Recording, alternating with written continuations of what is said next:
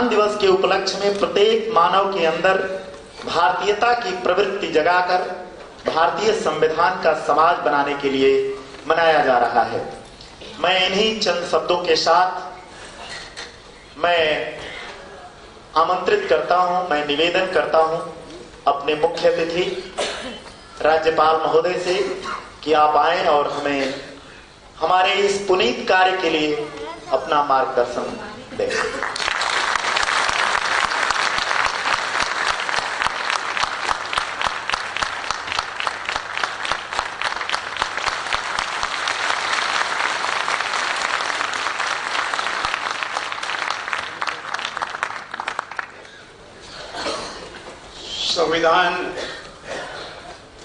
संविधान दिवस के उपलक्ष्य में सम्राट अशोक क्लब द्वारा आयोजित भारत महोत्सव के मंच पर गरिमामय उपस्थिति दे रहे पूज्य धम्मगुरु अशोक मिशन के अध्यक्ष लामा लोकजंग जी, अभी हम सबको बताकर मंत्रिपरिषद के बैठक के लिए गए हुए उत्तर प्रदेश सरकार के मंत्री माननीय स्वामी प्रसाद मौर्य जी, इस कार्यक्रम के मुख्य वक्ता क्लब के राष्ट्रीय प्रवक्ता डॉक्टर सच्चिदानंद मौर्य जी, मैंने यहाँ भाषण के लिए आने के पहले उनको बता दिया कि वे आपका भाषण इतना जोरदार हुआ है कि मैं भी बोलने की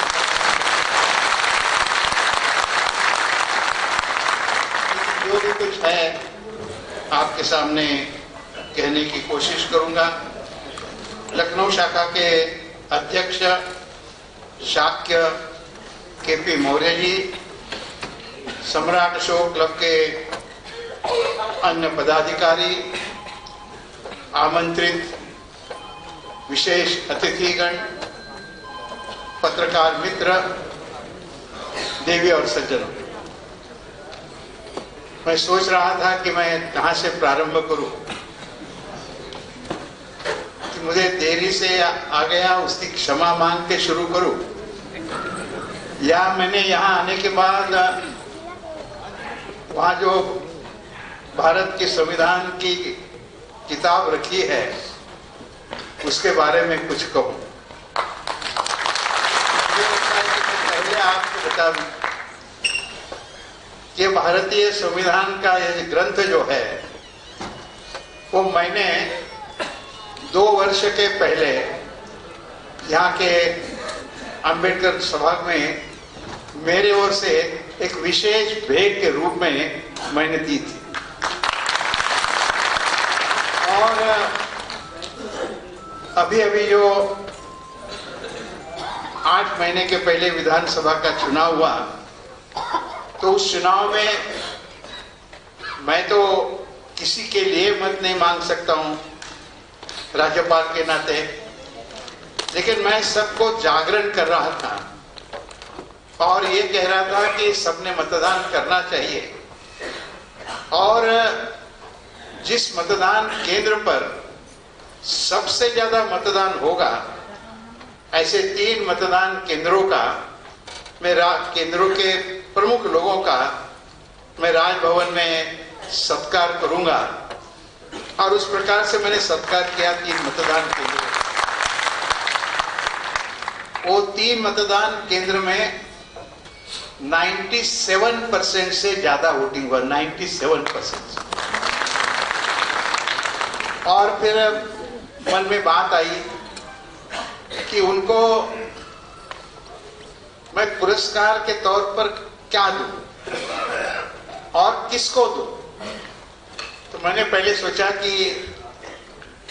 ये मतदान यादी में जिनका नाम नोंदने का काम होता है, बीएलओ बोलते हैं उसको, बूथ लेवल ऑफिसर, तो उसका उसमें योगदान है।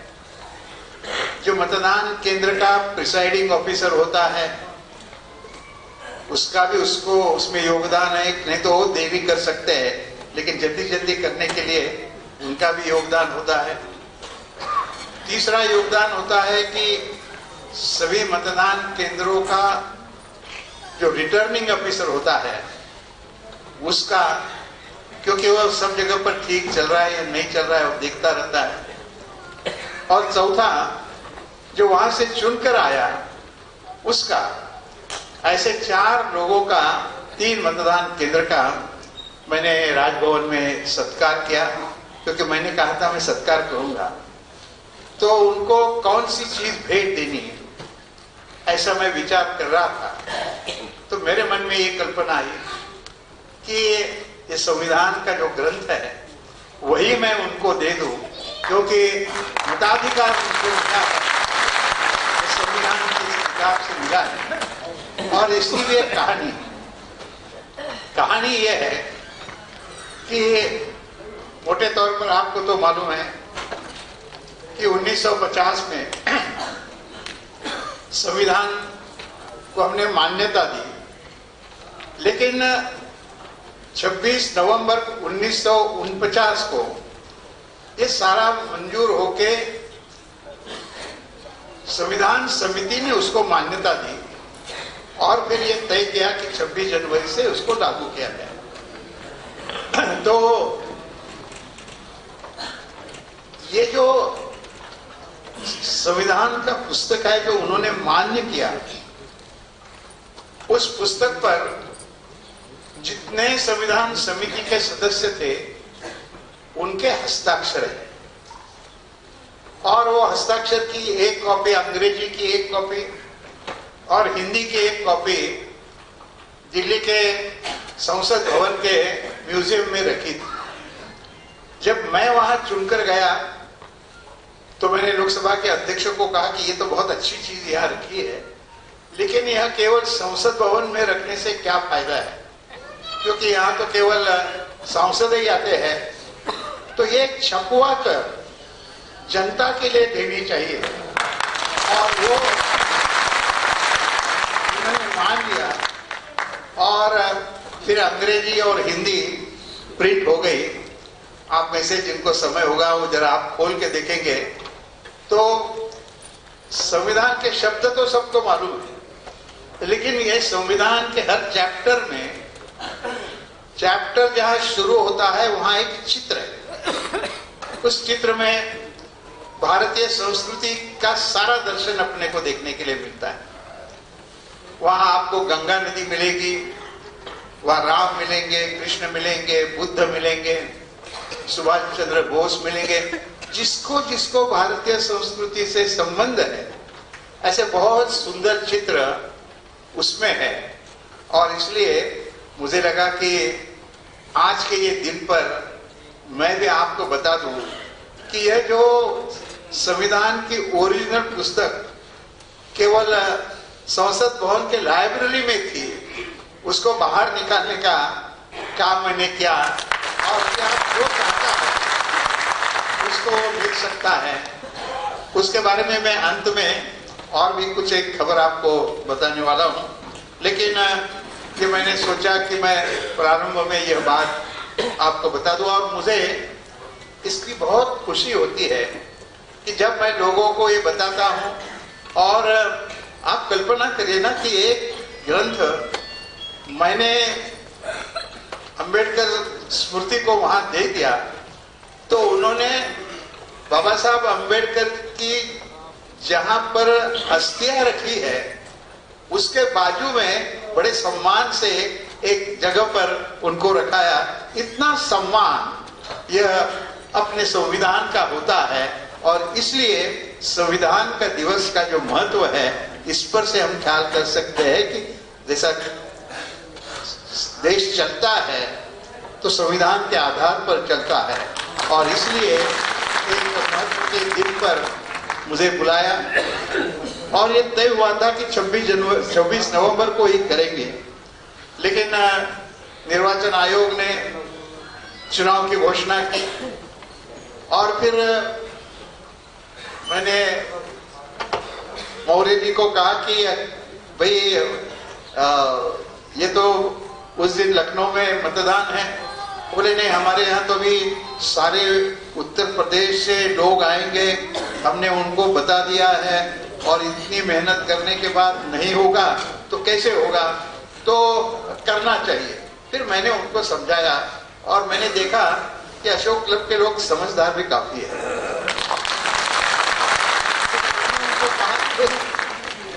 हम संविधान दिवस मनाने की बात करते हैं और संविधान के तहत भारत का उत्थान करने के लिए मतदान का अधिकार जो दिया है, उससे बाकी जगह के लोग जहां चुनाव नहीं है वो आ सकते हैं, लेकिन यहाँ चुनाव है और यहाँ पर हम इस प्रकार से करेंगे तो एक दृष्टि से वो संविधान का जो अधिकार मिला है उसकी ही अवमानना होगी।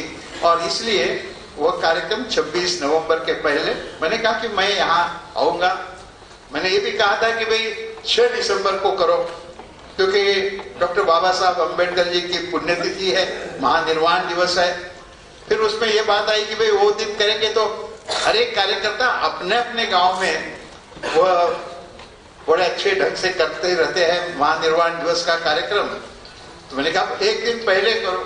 अब एक दिन पहले करो, जब मैंने कहा आज के दिन करो, तो उस समय पर कोई और दूसरा कार्यक्रम मेरा नहीं। लेकिन ऐसा हुआ कि आज आगरा में डॉक्टर भीमराव अंबेडकर विश्वविद्यालय है, आप जानते होंगे, और उसका आज दीक्षांत समारोह था।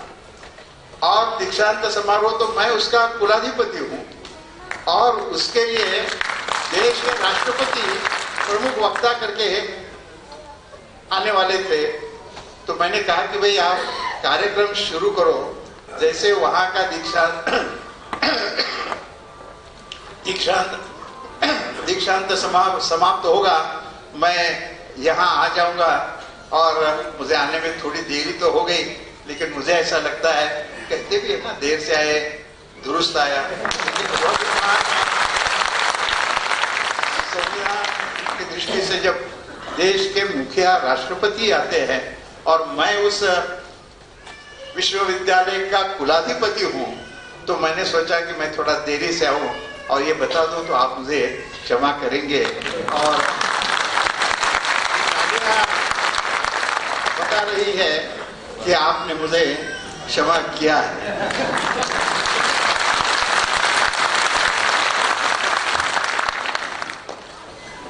अब नवंबर कैसा कैसा हुआ, समिति कैसी बनी, इसकी थोड़ी जानकारी तो पहले वक्ताओं ने बताई है। और वक्ताओं ने बताते समय आपको यह, क्योंकि मैं पहले भाषण नहीं सुने, शायद उसमें से कुछ बात की विरुक्ति भी हो सकती है, लेकिन देश आजाद होने के पहले यह संविधान समिति बनाई गई। नवंबर 1946 देश आजाद होगा, इस प्रकार की चर्चा चल रही थी। और उस भूमिका में सरकार भी बन गई थी और उस भूमिका में राजेंद्र प्रसाद जी के अध्यक्षता में यह समिति बनाई गई थी। और डॉक्टर बाबा साहब अम्बेडकर जी के पास सबसे महत्व का काम तो ये था कि जो ड्राफ्ट करना है, किस प्रकार का संविधान होना है, हर चैप्टर के बारे में तो क्या होना चाहिए, इसका ड्राफ्ट उन्होंने पहले किया। फिर उसकी चर्चा हो गई, चर्चा को बाबा साहब जी ने हर जगह पर उत्तर दिया और फिर उत्तर के बाद एक एक कलम मंजूर होते होते आखिर। लेकिन आपको आश्चर्य लगेगा कि ये संविधान समिति की बहस 8 महीने चल रही, एक दिन 2 दिन की बात नहीं। और 8 महीनों में उनके 11 अधिवेशन हो गए और 2 वर्ष 11 महीने 8 दिवस, इतने लंबे कार्यकाल में यह सारी चर्चा हुई। और चर्चा में एक जगह पर अपनी देश की जनता की इच्छा व्यक्त करना, उसका ड्राफ्टिंग करना और इसी प्रकार के लोगों के साथ मंजूर करवाना, यह मंजूर करवाने काम बाबू राजेंद्र प्रसाद जी अध्यक्ष करके करते थे। लेकिन सबको मंजूर हो इस प्रकार का ड्राफ्ट बनाने का काम बाबा साहब अम्बेडकर जी करते थे। तो इस संविधान का निर्माण और वो संविधान पेश करते समय डॉक्टर बाबा साहब अम्बेडकर जी ने कुछ वाक्य जो कहे हैं वो मैं आपको थोड़े पढ़कर बताता हूँ। मैंने बताया आपको कि बाबा साहब जी का जो योगदान है वो योगदान भारत कभी भी भूल नहीं सकता है। जब तक भारत है, जब तक भारत में जनतंत्र है, तब तक कोई भी भारतीय डॉक्टर बाबा साहेब अम्बेडकर जी ने जो देश के लिए काम किया है वो कोई भी भूल नहीं सकता है। इस प्रकार का काम उन्होंने किया है। तो उन्होंने यह संविधान समिति के सामने प्रस्तुत करते समय बहुत सुंदर भाषण किया, लेकिन मैं उसमें से 4-5 वाक्य आपके सामने उनके भाषण के पढ़कर बताता हूं। उन्होंने कहा है, स्वतंत्रता तो हमें मिली है, देशाचार हो गया था उस समय, स्वतंत्रता तो हमें मिली है, किंतु भारत में समता का अभाव है। यहाँ के सामाजिक और आर्थिक जीवन में विषमता का बोलबाला है। इस विषमता को हमें शीघ्र ही मिटा देना चाहिए, अन्यथा बड़े परिश्रम से निर्मित हुआ यह लोकतंत्र का मंदिर मिट्टी में मिल जाएगा। दूरदृष्टि से उन्होंने ये बात कही और उसके आगे ये कहते हैं, सारा बात कहते कहते ये उनके वाक्य में पढ़ रहा हूं तो आगे के, स्वराज्य की रक्षा करना हमारा प्रथम कर्तव्य है।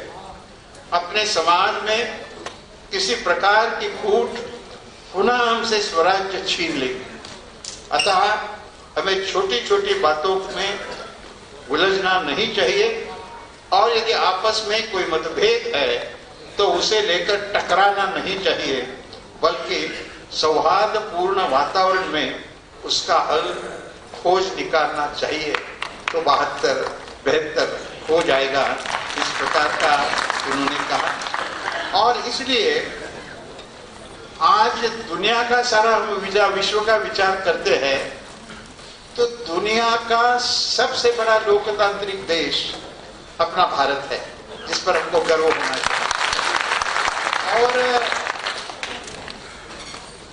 1950 से उसका व्यवहार शुरू हो गया, अब 67 साल हो गए और 67 साल में केवल 1.5-2 साल आपातकालीन स्थिति का यदि हम बाजू में रखें तो यह बड़ी सफलता से अपने संविधान के अनुसार काम चला है। जब जब कभी आवश्यक पड़ा तो देश ने उसमें संविधान में सुधार भी किए। जैसे कि संविधान में उस समय पर पहले ये तय हुआ था कि जो 21 साल का होगा उसको मतदान का अधिकार होगा, लेकिन बाद में चर्चा में आया और बात सही भी निकली कि भाई जो 18 साल का होता है उसको हम मेजर कहते हैं, उसको शादी करने का अधिकार है, उसको जीवन में अपने लिए सारे काम करने का अधिकार कानून के दृष्टि से प्राप्त होता है, तो उसको मतदान का अधिकार क्यों नहीं देना चाहिए? तो ये मतदान का अधिकार देना चाहिए। तो पहले जो 21 साल का तय हुआ था वो संविधान में सुधार हुआ और वो 18 साल में किया गया। और इसलिए काल के प्रवाह में समाज के लिए आवश्यक इस प्रकार की कई सुधार संविधान में किए गए हैं, लेकिन उसका जो मूल गाभा है वो मूल गाभा, जैसे सारा शरीर है, लेकिन सारा शरीर चलता है 2 बातों पर, एक हृदय पर चलता है और दूसरा ऊपर जो मेंदू होता है, क्या मेंदू को हिंदी में क्या कहते हैं? मस्तिष्क। उस पर चलता है। और इसलिए जिस प्रकार का संविधान हमको बना है, ऐसा संविधान, और ये संविधान ने मत का अधिकार दिया। देखिए, लोग कहते हैं कि भारत में अनपढ़ लोग ज्यादा है वगैरह वगैरह, लेकिन हमारी संविधान इस प्रकार की बनी है कि 21 उम्र हो गया तो उसको मत का अधिकार मिला, और गरीब को भी मिला, श्रीमान को भी मिला, पुरुष को भी मिला, महिलाओं को भी मिला, पढ़ा लिखे को मिला, अनपढ़ को भी मिला, यानी सभी को मतदान का अधिकार। ऐसा मतदान का अधिकार इंग्लैंड में मिलने के लिए इंग्लैंड के महिलाओं को संघर्ष करना पड़ा।